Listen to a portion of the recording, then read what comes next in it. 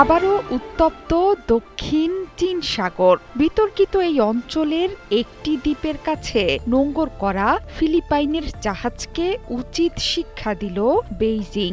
শত্রু জাহাজকে জলকামান ছুড়ে সজোরে ধাক্কাও দিয়ে বসেছে চীনা জাহাজ। এই ঘটনা ইচ্ছাকৃতভাবে বেইজিং ঘটিয়েছে বলে অভিযোগ তুলেছে ফিলিপাইন। শুধু তাই নয়, এটিকে সুস্পষ্ট হুমকি হিসেবে দেখছে ম্যানিলা। বিতর্কিত দক্ষিণ চীন সাগরে ফিলিপাইন এবং চীনা জাহাজের মধ্যে প্রায়শই এই সংঘর্ষের ঘটনা ঘটে। বিতর্কিত এই অঞ্চলের পুরোটাকেই নিজেদের বলে দাবি করে আসছে চীন। আন্তর্জাতিক গণমাধ্যম বলছে, সকালে একটি চীনা কোস্টগার্ড জাহাজ ফিলিপাইনের জাহাজকে ভয় দেখাতে ছুটে আসে।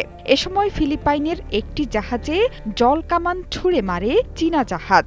এর ৩ মিনিট পরেই ইচ্ছাকৃতভাবে ফিলিপাইনের নৌকার পেছনের অংশে ধাক্কা দেয় বেইজিং এর জাহাজ।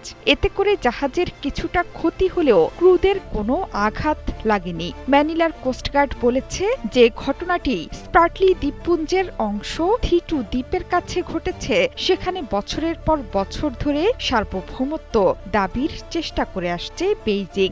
এ ঘটনার পরও ওই এলাকায় নিজেদের কার্যক্রম অব্যাহত রাখার অঙ্গীকার করেছে ম্যানিলার কোস্টগার্ড। ফিলিপিন্সের মৎস্যজীবীদের জীবিকার সুরক্ষায় এই উপস্থিতিকে জরুরি বলছে তারা।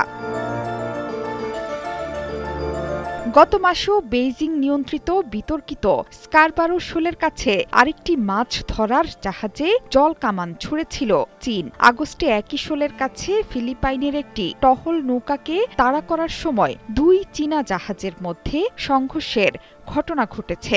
২০১২ সালের দীর্ঘ অচলাবস্থার পর ফিলিপাইনের কাছ থেকে মাছে ভরপুর এই শোলের নিয়ন্ত্রণ নেয় বেইজিং। শুধু তাই নয়, স্কারবারো শোলে চীনের প্রকৃতি সংরক্ষণ পরিকল্পনারও বিরোধিতা করে আসছে ফিলিপাইন। চলতি বছর দক্ষিণ চীন সাগরের জলসীমা বিশেষ করে মাছের জন্য সুপরিচিত স্কারবারো শোলকে ঘিরে চীন ও ফিলিপিন্সের মধ্যে দেখা দেয় উত্তেজনা। দক্ষিণ চীন সাগর একটি ব্যস্ত জলপথ।